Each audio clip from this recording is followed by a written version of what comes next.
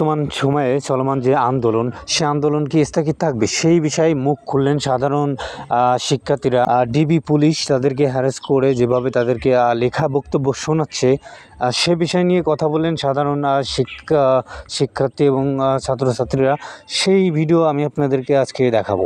সংস্কার আন্দোলন ও তার প্রেক্ষিতে উদ্ভূত পরিস্থিতিতে অনেকে অপ্রত্যাশিতভাবে আহত এবং নিহত হয়েছে। তাছাড়া রাষ্ট্রীয় স্থাপনায় অগ্নিসংযোগ সহ নানা সহিংস ঘটনা ঘটেছে। আমরা এই সকল অনাকাঙ্ক্ষিত ঘটনা তীব্র নিন্দা জানাই এবং সুষ্ঠু তদন্ত সাপেক্ষে দ্রুত বিচারের দাবি জানাচ্ছি। আমাদের প্রধান দাবি ছিল কোটার যৌক্তিক সংস্কার, যা ইতিমধ্যে সরকার পূরণ করেছেন।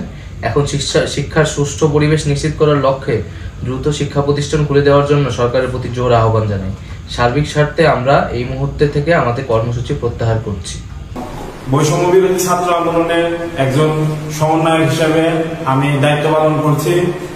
আপনারা সবাই আজকের ঘটনা সম্পর্কে সম্পূর্ণ অবগত আছেন। আমাদের 6 জন সমন্বয়ককে ডিবি কার্যালয়ে তুলে নিয়ে লিখিত বিবৃতি নেওয়া হয়েছে।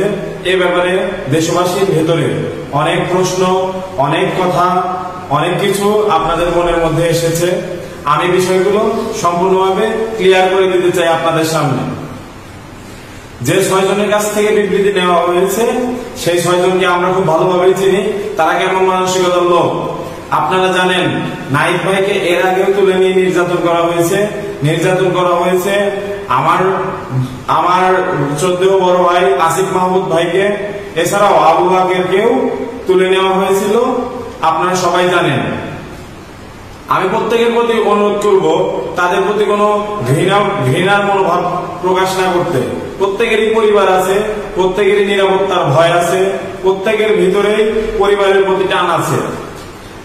তাদেরকে সেই জায়গা থেকে অস্ত্রের মুখে জিম্মি করে আমাদের আন্দোলনকে নস্যাৎ করার জন্য সরকার উঠে পড়ে লেগেছে।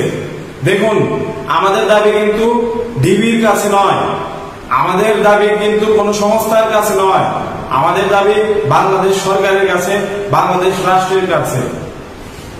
আমাদের যে দাবি, সেই প্রেস রিলিজ বা প্রেস বিজ্ঞপ্তি আমরা সবসময় সাংবাদিকদের মাধ্যমে দিয়েছি। এবং সংবাদ সম্মেলন কখনো যে ডিবি কার্যালয়ে হতে পারে না, সেটা আপনারা ভালোই জানেন। এবং বিশেষত ছাত্রদের সংবাদ সম্মেলন, আজকে নাহিদ ভাই, সাজিদ ভাই, হাসনাত আব্দুল্লাহ ভাই, বাকের, আসিফ ভাই এবং আমাদের একজন নারী সমন্বয়ককে তুলে নিয়ে, তার বাইরেও অনেকে তুলে নেওয়া হয়েছে, আপনারা সবাই জানেন। সরকারের এবং পুলিশ প্রশাসনের যে এই সম্মিলিত ঘৃণিত চক্রান্ত, আমরা এর নিন্দা ও প্রতিবাদ জানাচ্ছি। দেশবাসীর প্রতি এবং ছাত্র জনতার প্রতি আমার এবং আমাদের সমন্বয়কের বাকি যারা বাইরে আছে, প্রত্যেকের উদাত্ত আহ্বান থাকবে, আপনারা সবাই মাঠে নেমে আসুন। আমাদের কালকে বিক্ষোভ কর্মসূচি আছে এবং সেই বিক্ষোভ কর্মসূচিতে যোগদান করুন। আপনারা সবাই স্পষ্টভাবে একটা কথা আপনাদের মনে রাখতে হবে, আপনারা কিন্তু আমাদের কারো চেহারা দেখে, আমাদের কারো স্ট্যাটাস দেখে কিন্তু আপনারা এই আন্দোলনে আসেননি। কালকে যদি আমাকে তুলে নিয়ে যাওয়া হয় এবং তারপর যদি আপনি দেখেন আমার অবস্থান পরিবর্তিত হয়েছে, ধরে নেবেন আমার উপরে অনেক জুলুম করা হয়েছে, আমাকে, আমার পরিবারকে ছেড়ে দেওয়া হয়েছে। আমি নিজেও কিন্তু সেই ধরনের জুলুমের শিকার, কিন্তু আমাকে কিন্তু এখনো তুলে নিয়ে যাওয়া হয়নি। আমি আমার নিরাপত্তা নিয়ে শঙ্কিত এবং এই বিষয়টি আপনাদেরকে জানিয়ে রাখলাম। আপনারা সচেতন থাকবেন।